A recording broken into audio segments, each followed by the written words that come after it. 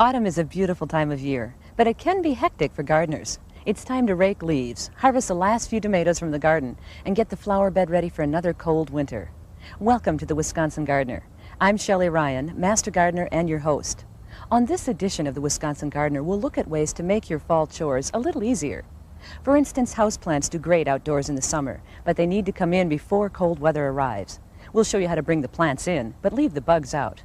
We'll also travel to Lake Wisconsin for a look at oak wilt, a disease that is killing many oaks in our state. And we'll show you how to ensure color next spring by planting bulbs now. But first up, hardy roses. They're disease-free, they don't need winter protection, and they have great fall color. That's up next on the Wisconsin Gardener.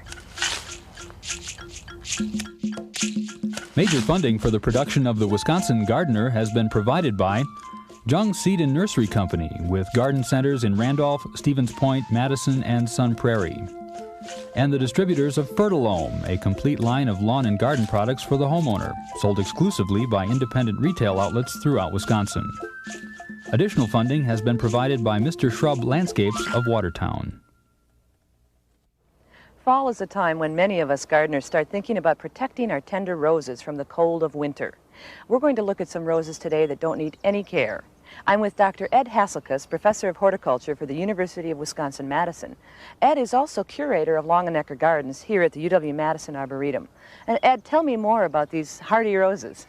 Shelley, as opposed to the garden roses, the hybrid teas, the floribundas, the grandifloras, which require all this care, right, we're going to look at the hardy shrub roses. And the one I'd like to concentrate on today is the rugosa rose, one that has three distinct advantages. One, it's absolutely winter hardy without any winter protection.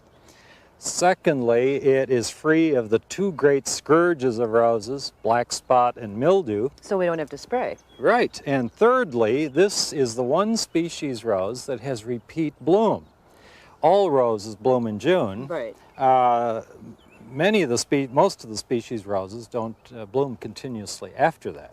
So a wonderful rose. In addition, it's salt tolerant. And so in the boulevards of the city of Milwaukee, they've used the rugosa rose, which has proven to be very tolerant of de-icing salts.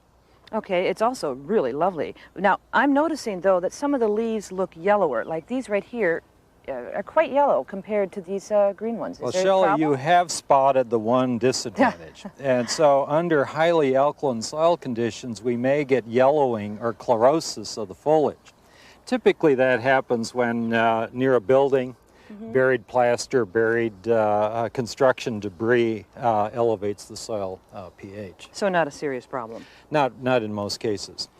Now, the foliage of the rugosa rose is quilted in appearance, very pretty. Very disease-free. No holes. The flowers, single and magenta, of a fairly good size. And then we have the advantage of the fruits. In roses, they're known as hips, which turn bright red-orange in the fall. And they're edible. Yes, very high in vitamin C content. Make great jams and teas. Now, with the beautiful red hips, you also get fall color, right? Yes, you typically yellow autumn foliage coloration. Are the flowers we're looking at pretty typical of all of the rugosas? Actually, let me show you another example. This is Bell Poitevine, one of the better cultivars of the rugosa rose. In this case, has semi-double flowers. Oh, more delicate looking. And actually, there are many cultivars with white, yellow, red, various shades of pink, some single, some double, some semi-double. Now the hips on these look a little smaller than what we just saw. The hips here tend not to develop as fully on Bell Poitevine. And so we might actually consider deadheading them to encourage more repeat bloom. So because they're just not as showy, you want more flowers rather than the hips. Than the developing hips. Okay, would I do that just with the pruners like this then? Yes, just clipping out sort of that cluster of fruits, and it will induce more flowering. Okay, is there any other care that I need to do with this kind of plant? Basically, the same care as with most other shrubs, and so they should be renewal pruned on a fairly regular basis, which consists of taking out the oldest, heaviest canes at the ground line during the dormant season. And using long-handled loppers for yes, to stay a little bit away from the thorns. Okay, what about climbers? I've heard that those are hard to grow in this part of the Shelley, country. for the first time, we have some hardy climbing roses, and I'd like to show you them right now. Great.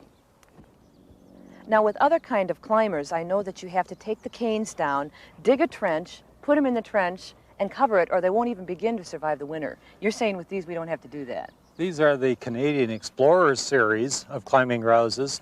They're all named after Canadian explorers. And like the rugosas we've just talked about, they are hardy without any winter protection. Great. They are also highly resistant to black spot and mildew, and the other important feature of repeat bloom. And so here we see a strong growing shoot loaded with buds for future flowers. Now, what is the name of this particular cultivar? This is William Baffin, semi-double pink flowers. Really pretty. Another popular one is Henry Kelsey with red flowers. And both of them have these long arching canes, perhaps 6, 7, 8 feet in length. Now, they're not really climbing, though, are they? They actually are, but they're not a vine in the sense most other vines have specialized structures that enable them to attach themselves to a structure. In this case, we have to have a fence, a pergola, an arbor to sort of support them. Well, it looks like they've woven it in and out of this fence. And it works pretty well here, or tying with soft twine would be another alternative. Okay. How long does it take to get to this height?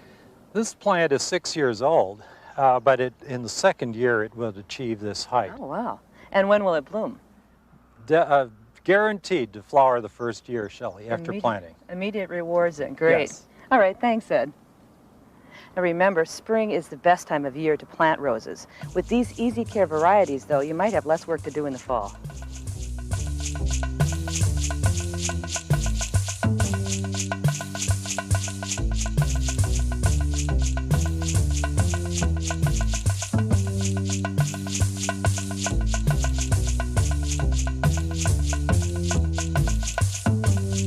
If you haven't already, now is the time to start thinking about bringing in your houseplants and tender perennials before frost can injure or even kill them.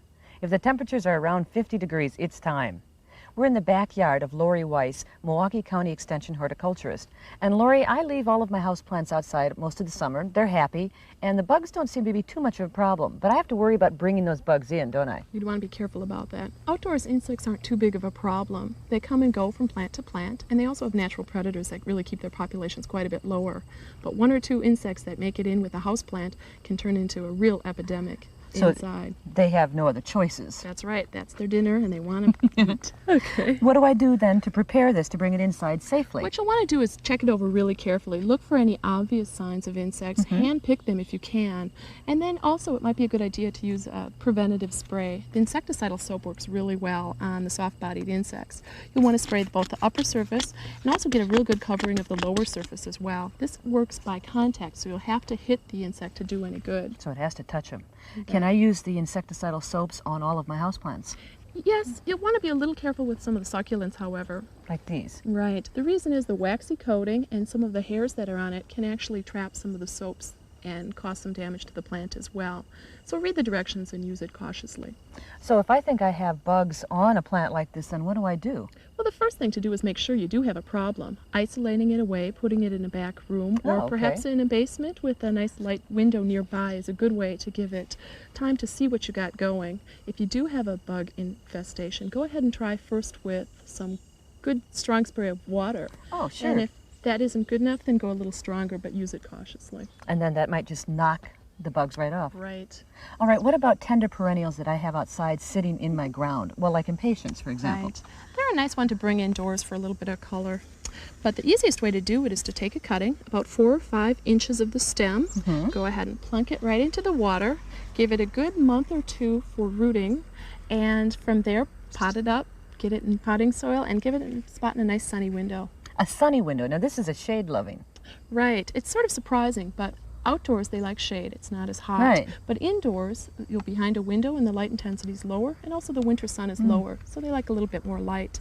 The other thing you want to be careful for is they really commonly get spider mites. So right away after you take the cutting, you can use the insecticidal spray, or you can keep an eye on it later. If you do see any little webbing in the youngest growth, that's a sign that you might have spider mites. Go ahead and treat with the insecticidal soap then as well. Okay.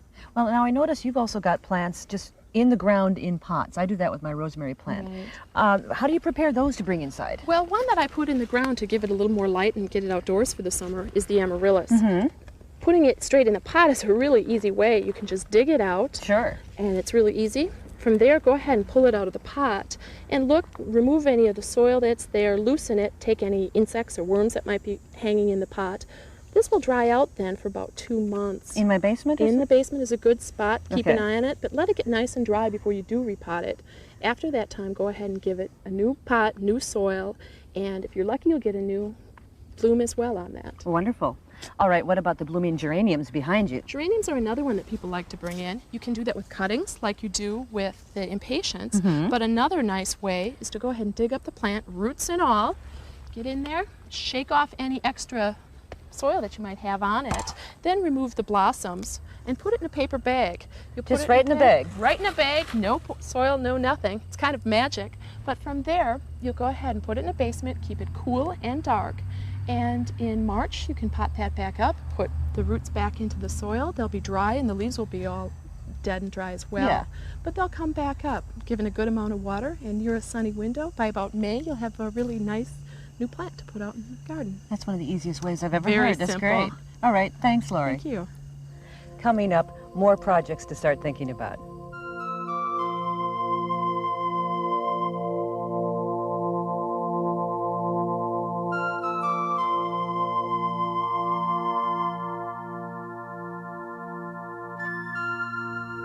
Leaves on the ground is a common sight this time of year, but if they fall early, that can be the sign of a problem.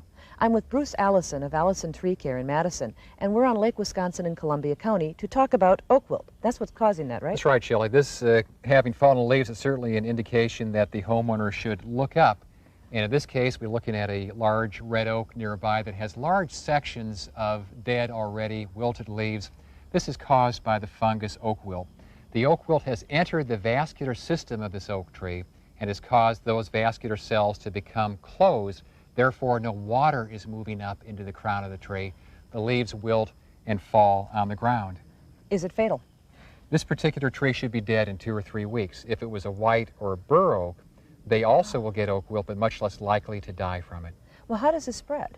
Very interesting. Like species oaks, when they're nearby, will actually graft roots underground. Like these here? Exactly. Perfect example. These trees are very healthy over here.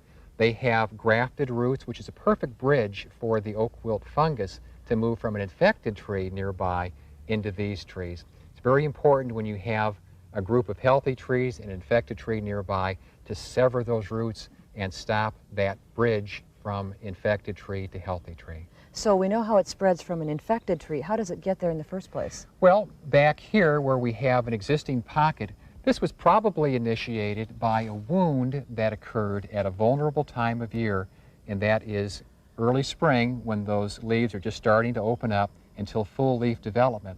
A break in the bark at that time, if the oak wilt is present in spore form, can light on that wound and cause an infection.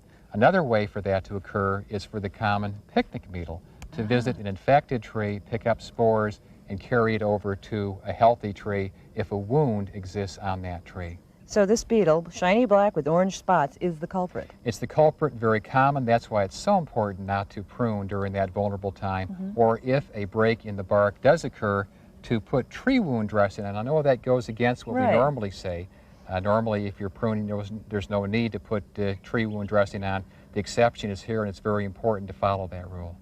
Okay, should we stop by growing oaks? Not at all. Oaks are a very important species. I would just advise homeowners to, when they're planting new oak trees, put them further apart, prevent that chance for oak, for grafts to occur, and certainly don't prune during the vulnerable time. Okay, thanks, Bruce.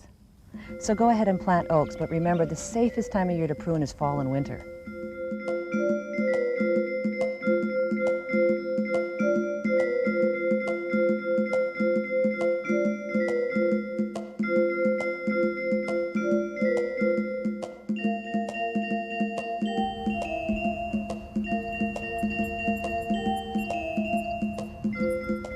It's fun to try and grow different varieties of vegetables in the garden. Root crops grow well in Wisconsin, but it's not always easy to tell what to do with them and when to harvest them because they're underground and you can't see what's happening.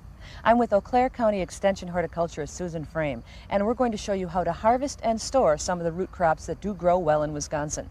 Susan, let's start out with the potatoes since they're right here. Right. These potatoes are ready to be harvested because the vines have already died back, so that's our key to know it's ready. Okay. You can just dig down. We got a nice potato fork here, and you can just dig down away from the base of the plant because you don't want to be injuring the potatoes. And then we should have some potatoes in here. These are real nice. What you want to do is you just want to brush the soil off of them real gently. You don't want to wash them at all because you can end up bruising them more on any of the root crops. Don't wash them, just brush the soil off gently. Okay. Now do I have, this one looks like I stabbed it a bit. On ones that you've maybe injured, you want to use those right away because anytime the skin's broken, they're going to start to deteriorate. So use those right away and don't try and store those. Okay, now am I ready to store these? No, on the potatoes, you need about 2 weeks of curing time. And what you want to do is you want to put them in a spot that they're not going to get any sun or rain, and you want the temperature to be around 60 to 70 degrees, so maybe like a porch or a base or a garage works well. Put them on a screen or some single layer so they get a lot of air circulation, and leave them there for 2 weeks. During that time period, they're going to their skins are going to harden up, and they're going to store much better. Okay, then they're ready for storing. So how do I do that? Right. Then they need to be stored in a spot that's around 32 to 40 degrees and in the dark. They don't need any light for storage. And when you put them into, you can put them in any kind of containers really, but only stack them about 12 to 18 inches thick in the containers because if you get a lot deeper than that, they're going to start to heat up and start to deteriorate. And the ones on the bottom may be rotting. Right. And so if it's not too thick, you can look through them and when you go down and get some for supper and pick out the ones that maybe aren't doing too good. Okay. What about carrots? Those grow easily too.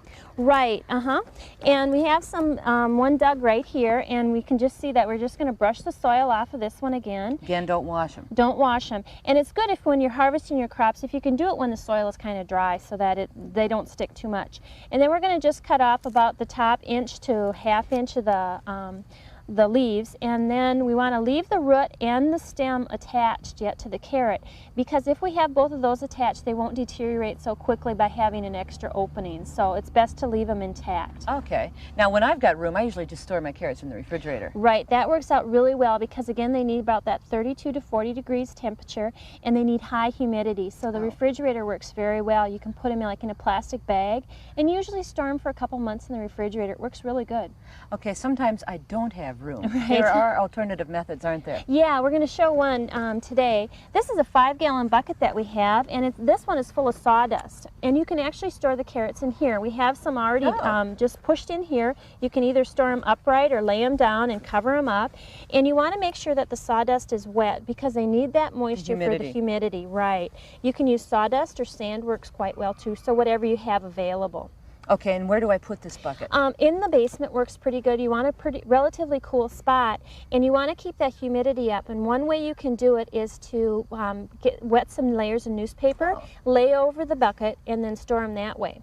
And then check them every once in a while, make sure they're not drying out, basically. Check them about once or twice a month just to make sure they don't need some more water. Okay, there are other vegetables that store just like the carrots too. Right, right, and some of those are right over here. We have some nice beets that are ready for storage. And parsnips, looks like here, and rutabaga. These all work. Right, all of these store really well at those same temperatures with the high humidity. Okay, great. Thanks, Susan. Stay with us, another fall project, how to plant your bulbs and get ready for spring.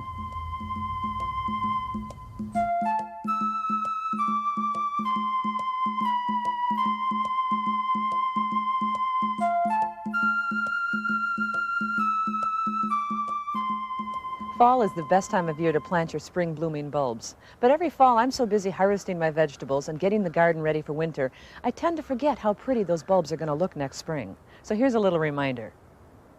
For most of us, bulbs kick off the growing season with vivid splashes of color. Some bulbs bloom as early as March, right up through the snow, while others continue their display throughout the growing season.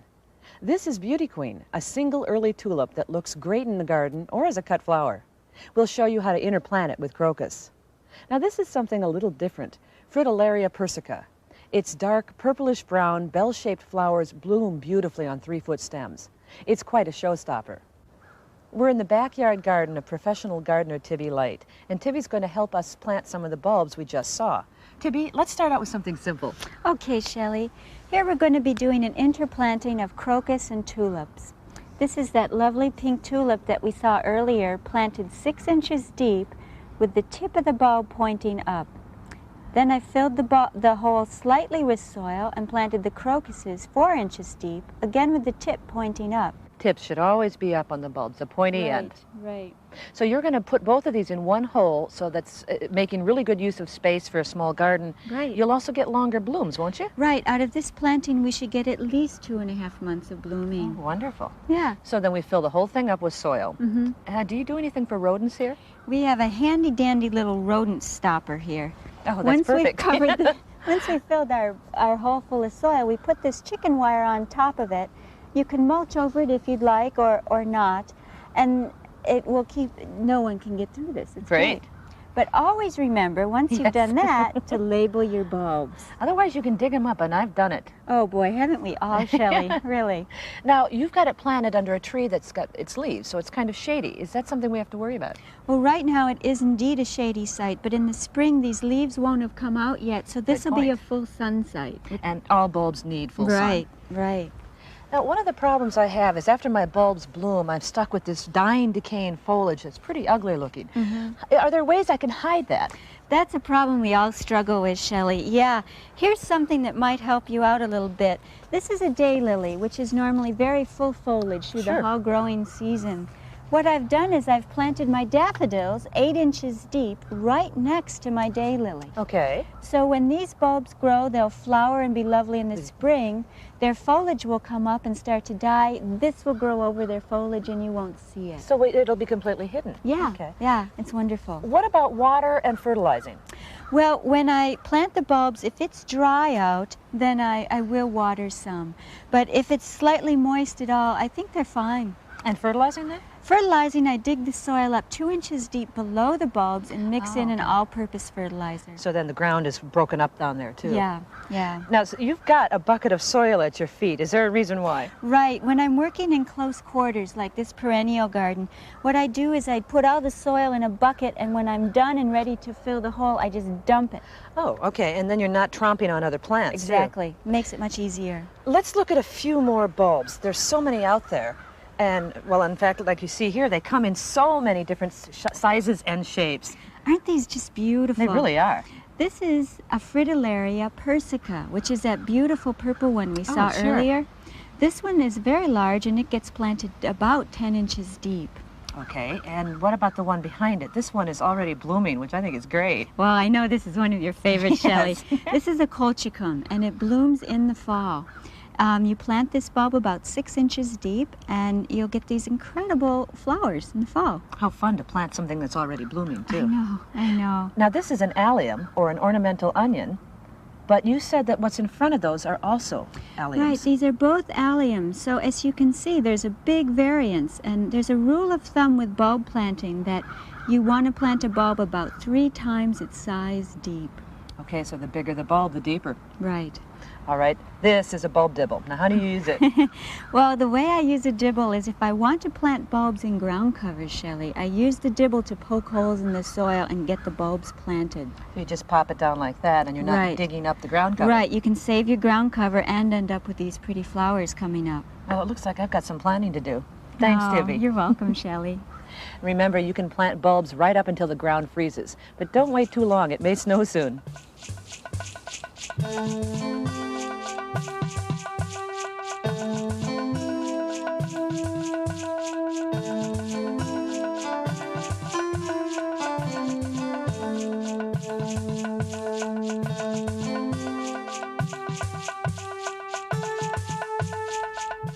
Well, as we've shown you, autumn is indeed a busy time of year for gardeners. There's lots of work to do, but there are also lots of rewards. Remember that your county extension agent can help if you have questions or need more information on any of the topics we've covered today. Well, I've got a few more bulbs to plant. Thanks for joining me. See you next time on the Wisconsin Gardener.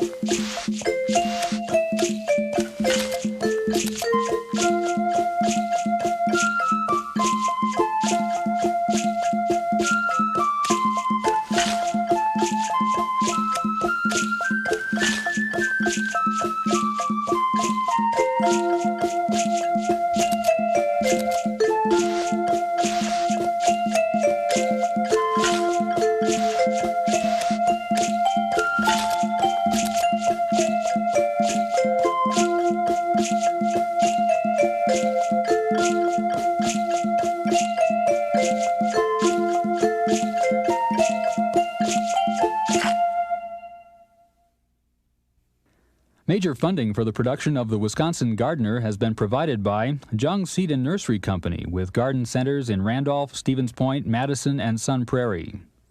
And the distributors of Fertilome, a complete line of lawn and garden products for the homeowner. And Natural Guard, gardening nature's way. Additional funding has been provided by Mr. Shrub Landscapes of Watertown. For a free one-year subscription to the Wisconsin Gardener's Companion newsletter, write to the Wisconsin Gardener Notebook, Wisconsin Public Television, 821 University Avenue, Madison, Wisconsin, 53706.